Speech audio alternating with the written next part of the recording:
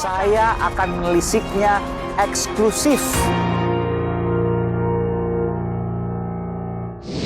Prosesnya dari polisi militer TNI lancar Pak semua?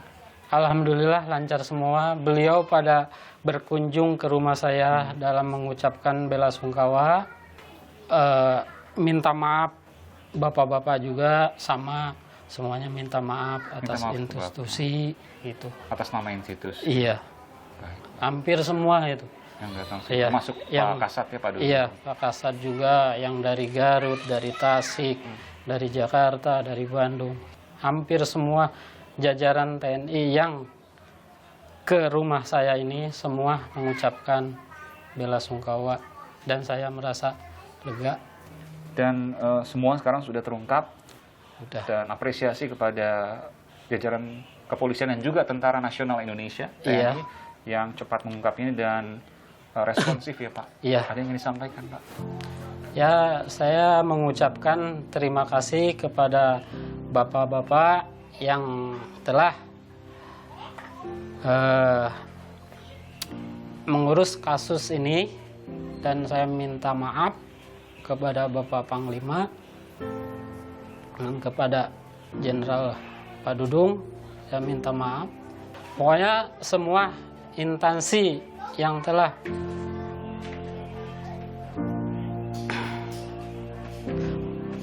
membantu mengungkap kasus ini, saya mengucapkan terima kasih banyak.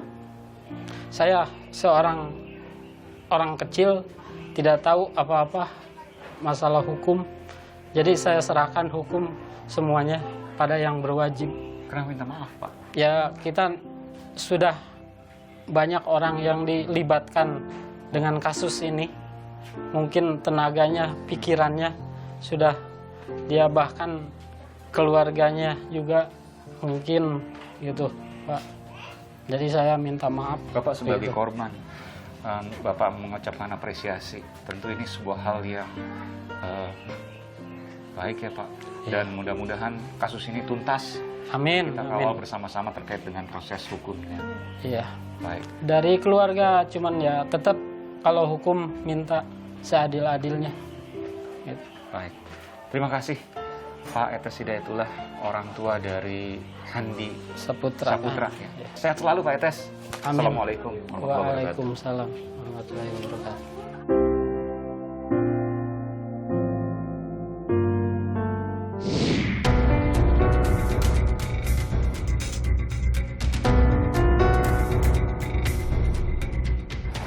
Dan saudara, di sungai inilah, Sungai Tajum, Banyumas, Jawa Tengah, dua orang itu dibuang.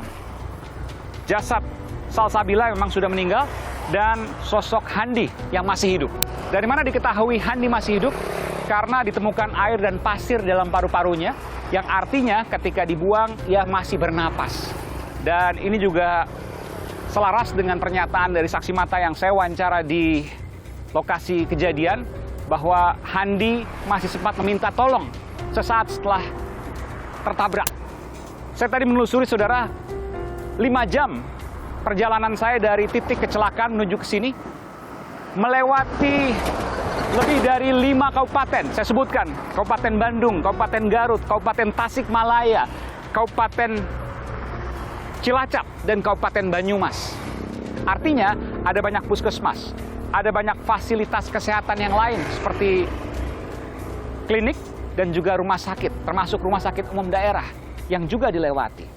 Tentu ini menjadi pertanyaan, kenapa kemudian kedua orang ini harus dibuang? Dan jalur ini saudara bukan merupakan jalur utama. Jalur utama sekitar 3 km di depan saya, sementara jalur ini merupakan jalur alternatif dari Banyumas menuju ke Cilacap, Jawa Tengah. Jadi sempat melipir, kemungkinan seperti itu, dan kemudian membuangnya di sungai ini karena sepi.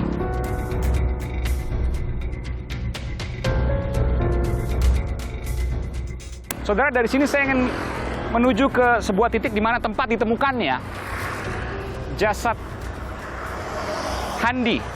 Sementara jasad Salsabila ditemukan lebih jauh, yakni mendekati laut di Kabupaten Cilacap, Jawa Tengah.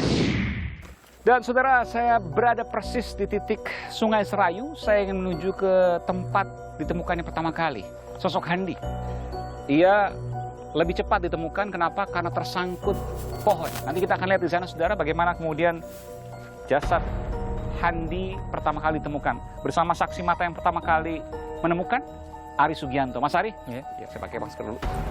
Kita menuju ke sana, Mas Ari? Oke, siap. Iya, naik sampan ini ya? Iya.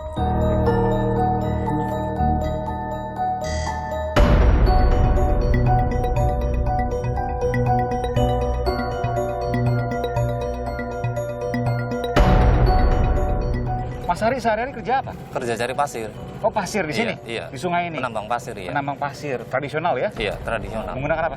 Ini alat ini. Oh, hanya ini aja? Iya. Terus kemudian dikumpul-kumpulin, ini pasirnya? Iya, Pasir betul. Sungai Serayu. Ini besar juga Sungai Serayu ini.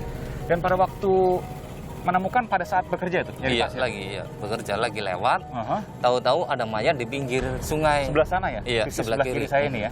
Gak pernah sebelumnya seumur hidup Jauh udah puluhan lah menemukan mayat kayak gitu. puluhan? Iya. Ya, istilahnya udah puluhan lebih lah.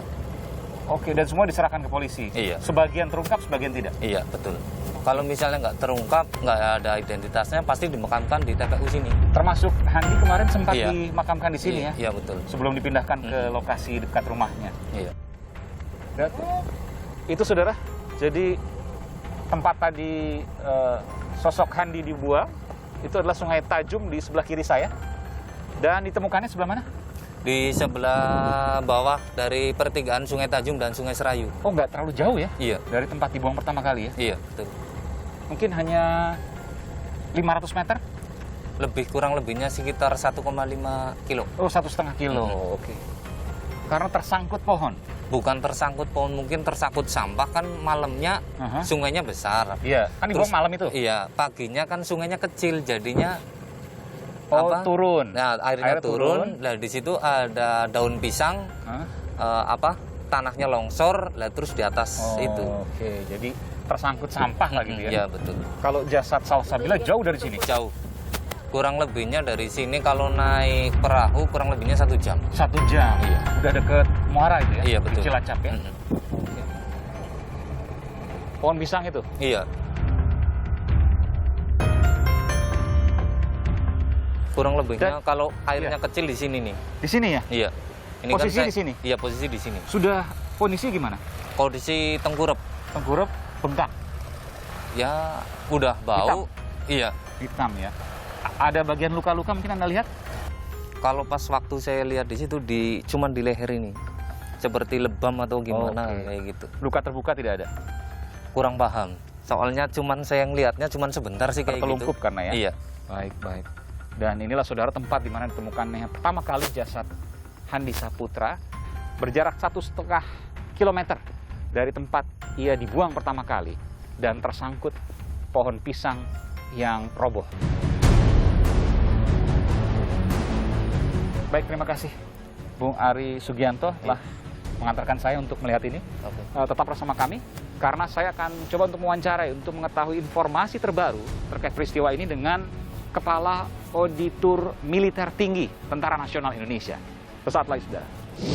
Jadi yang dikenakan pasal pembunuhan berencana dengan ancaman hukuman maksimal, hukuman seumur hidup atau hukuman mati nanti maksimalnya, itu hanya sang kolonel. Saya akan menelisiknya eksklusif